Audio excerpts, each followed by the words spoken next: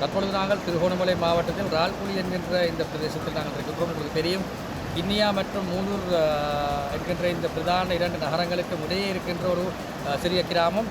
இந்த கிராமத்தில் ஒரு பாரிய தாக்கம் ஏற்பட்டிருக்கின்றது, குறிப்பாக கடந்த இந்த சில நாட்களுக்கு முன்னர் இடம்பெற்ற இந்த இயற்கையானத்தின் மூலமாக.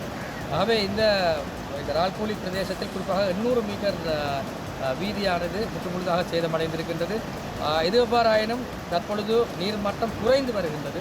நீர்மட்டம் குறைந்து வருகின்ற இந்த வேளையிலே நாங்கள் நம்புகின்றோம் இன்னும் ஒரு சில மணி நேரங்களில் எங்களுக்கு இந்த வேலை திட்டங்களை மீண்டும் ஆரம்பிப்பதற்கு அந்த சந்தர்ப்பங்கள் எங்களுக்கு கிடைக்கும். ஆகவே இந்த வீதி வேலை திட்டங்களை நாங்கள் ஆரம்பிக்கும் பட்சத்தில் நாங்கள் நம்புகின்றோம் மூதூருக்கும் திருகோணமலைக்கும் இடையிலான இந்த வீதி வழி அந்த போக்குவரத்தினை நாங்கள் மீண்டும் உறுதிப்படுத்திக் கொள்ள முடியும். அது போன்று தற்பொழுது வேறு பாதைகள் மூலமாக, குறிப்பாக மட்டக்களப்பாக இருக்கலாம், கொள்ளரவையாக இருக்கலாம், இந்த பிரதேசங்களிலிருந்து நாங்கள் எங்களால் செய்யக்கூடிய அனைத்து விதமான தலையீடுகளை மூதூர், அதுபோன்று சேர்வில, அதுபோன்று விருகல் உள்ளிட்ட இந்த பிரதேசங்களுக்கு நாங்கள் மேற்கொண்டு வருகின்றோம்.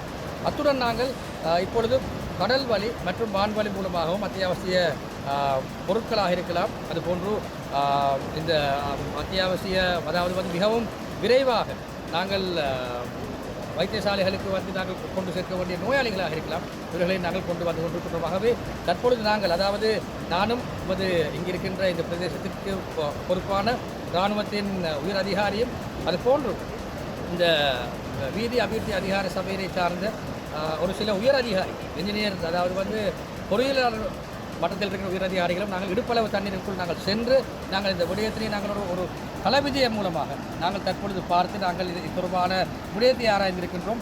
மிகவும் ஒரு குறுகிய நேரத்திற்குள் நமக்கு தேவையான பொருட்கள், நமக்கு தேவையான ஏனைய விடயங்கள் தொடர்பான பட்டியல் ஒன்றை நாங்கள் உருவாக்கி நாங்கள் இன்றைய தினம் இந்த நீர் மட்டம் குறைந்ததன் பின்னர் நாங்கள் இன்றைய தினம் எவ்வளவு விரைவாக இந்த வேலைகளை நாங்கள் ஆரம்பிக்க முடியுமோ அவ்வளவு விரைவாக நாங்கள் ஆரம்பிப்பதற்கு எச்சரித்திருக்கின்றோம்.